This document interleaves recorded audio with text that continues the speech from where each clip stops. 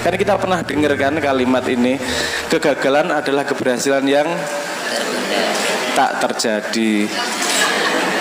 Bukannya kegagalan adalah keberhasilan yang tak terjadi, bukan tertunda.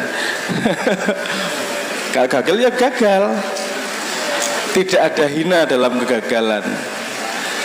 Yang penting mau mencoba lagi kan gitu. Karena semua kegagalan akan memberikan pengalaman. Semua pengalaman akan memberikan cara memutuskan yang benar. Dan cara memutuskan yang benar akan menuju ke keberhasilan. Jadi kalau menemui kegagalan tidak hanya sabar, tapi berprasangka baik.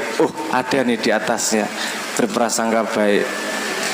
Jadi sudah naik itu tingkatnya. Nggak hanya ngelus dada, tapi ini siapa tahu sedang dilatih untuk menuju keberhasilan. Seperti teman-teman yang jomblo, di sini ada juga yang jomblo. Banyak ya. Yang jomblo, kalau Anda belum dapat pacar ditolak, jangan hanya sabar, berprasangka baik. Kenapa? Karena Tuhan sedang menyiapkan pasanganmu agar pantas mendapatkanmu. Gitu Bu, cara menghibur jomblo akut gitu. Udah nembak 16 kali ditolak lah, mesake banget tuh gitu, disantuni dengan kalimat-kalimat seperti itu. Oke, berprasangka baik. Ada nggak kira-kira di atasnya berprasangka baik? Saya belajar lagi di situ. Ada. Selain berprasangka baik, nggak usah nunggu besok. Jadi sekarang langsung, ketika gagal langsung disyukuri. Nggak lagi hanya sabar, tidak juga berprasangka baik, tapi langsung disyukuri. Kenapa disyukuri? Karena setiap kejadian mengandung hikmah. Setiap kejadian mengandung ilmu. Kadang-kadang kita lupa. Kita ngambil ilmu kalau kejadian buruk. Kalau kejadian baik kita tidak mengambil ilmunya. Seringnya gitu. Kita kan seringnya dapat kejadian kegagalan, kita ambil hikmahnya. Ditolak, kita ambil hikmahnya. Ngelamar rarain tuh, kita ambil hikmahnya. Tapi nek ngelamar ditompo, diambil hikmahnya atau enggak? Biasanya langsung milih tanggal. Orang sempat mikir ilmunya apa sih sebenarnya kan gitu. Jadi ternyata kejadian yang buruk tidak hanya harus disabar, tapi berprasangka baik juga disyukuri. Karena kejadian itu merupakan pintu ilmu terhadap sesuatu yang lebih besar. Tapi ada enggak sih di atasnya lagi bersyukur? Saya menemukan di atas bersyukur ada yang namanya ikhlas. Ikhlas tidak lagi gini, kalau tadi sabar adalah ngelus dada, ya wis lah rapopo kalau menurut anak saya. Yang kemudian yang kedua berprasangka baik, siapa tahu di masa depan ini menjadi lebih baik gitu. Terus kemudian di atasnya lagi bersyukur, nggak usah masa lalu, sekarang aja ini sudah pintu ilmu yang bisa saya ambil.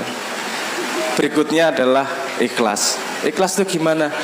Tuhan memang menyiapkan sebab akibat atau yang disebut sebagai hukum sunatullah, hukum alamnya memang seperti ini. Kalau saya jatuh bukan salah siapa-siapa, memang karena saya tidak berhati-hati, karena memang saya tidak memperhatikan hal-hal yang bisa mencelakakan saya. Jadi besok hari ini saya ikhlas dengan kejadian ini. Saya mendapatkan ilmunya, saya akan berhati-hati ke depannya, dan saya sudah selesai dengan kejadian itu. Jadinya ikhlas, ridho terhadap apapun yang diberikan sama Tuhan. Ketika mencapai ikhlas itu, kita akan otomatis mendapat kewaspadaan, otomatis mendapatkan syukurnya, mendapatkan prasangka baiknya, dan mendapatkan sabarnya. Karena kita sangat susah kadang-kadang untuk waspada itu. Banyak tipuan-tipuan yang kita hadapi tidak hanya sehari-hari. Tipuan yang bahkan kita tidak sadar kalau itu tipuan, dalam tanda petik ya. Saya kasih contoh begini saja. Bu, di rumah pakai listrik enggak? Listriknya lampunya hidup ya. Boros mana Bu? Lampunya hidup terus atau hidup nyala gitu? Boros mana Bu?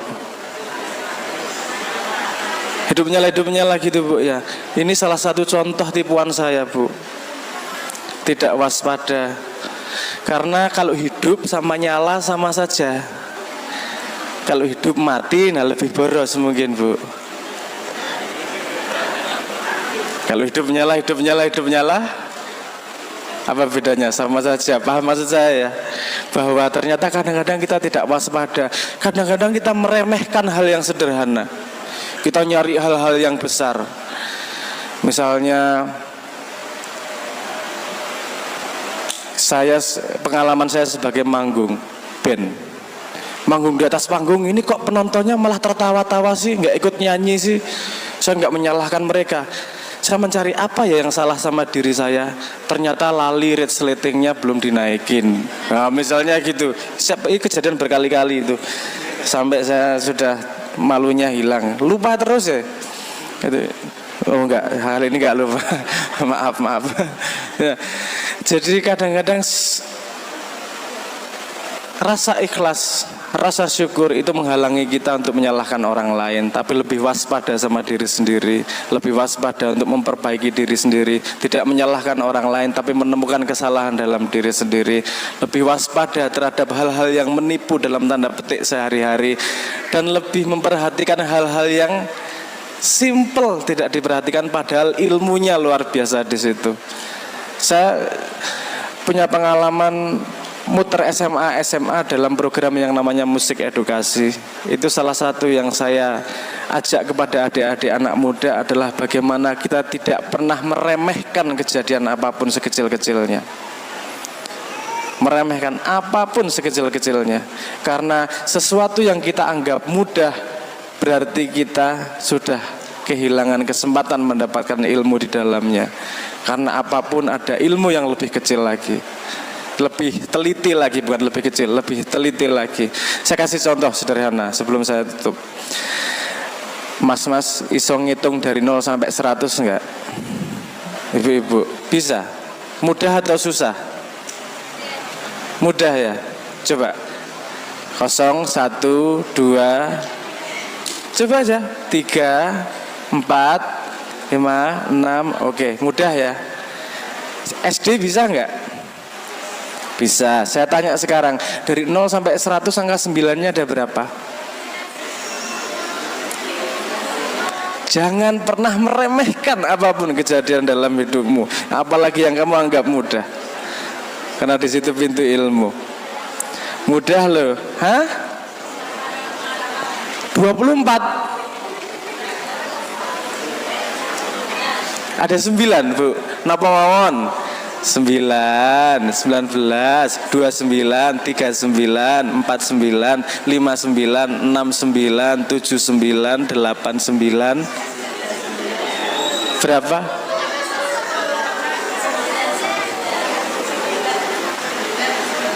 So, 11, 9 sama 99 sebenarnya 2, 11. Nah ini kan ada yang punya pendapat lain? Hah? Ada 1. 19 juga ada 9-nya. 1 sama 9 kan gitu. Enggak, ini ngapain sih kok kita ngomong agama kok tiba-tiba matematika? Jangan lupa, Quran dan pelajaran agama itu adalah jalan mengarungi hidup. Jadi apapun yang kita lakukan dalam hidup pasti ada hubungannya dengan petunjuk Tuhan. Kalau kita mau membumikan, kita harus bisa ngambil ilmu dari Quran untuk bisa diterjemahkan setiap hari dalam perilaku sekecil-kecilnya. Salah satu contohnya ini tadi urusan kewaspadaan. Jangan pernah meremehkan apapun. Dari 0 sampai 100 angka 9-nya berapa tadi? 11. Ada berapa lagi, Bu? Berapa? Oke, saya jawab saja. Dari 0 sampai 100 angka 9-nya ada 20. 20. Kok banyak amat? 9, 19, 29, 39, 49, 59, 69, 79, 89, 90, 91, 92, 93, 94, 95, 96, 97, 98, 99. Berapa? Udah SD berapa tahun? Pernah ngitung nggak hal sederhana itu? Jadi setahu saya, sepemahaman saya, ilmu Tuhan bertebaran di mana-mana. Di selembar daun, di sehembus angin, di setetes embun. Bagaimana kita mempelajarinya kalau kita punya mesin yang dibangun dengan mempelajari Al-Quran tersebut. Jadi Al-Quran adalah kacamata untuk memahami kebenaran Tuhan yang lebih luas. Semoga kita semua di sini bisa belajar tidak hanya sabar, tapi juga berprasangka baik, tapi juga bisa pandai untuk bersyukur dan ikhlas terhadap apapun yang diberikan kepada Tuhan. Semoga bisa menumbuhkan kita menjadi manusia yang semakin bisa mendekati Tuhan. Mohon maaf tidak sampai 30 menit karena saya tidak bisa ceramah. Matur nuwun, mohon maaf kalau ada salah kata. Assalamualaikum.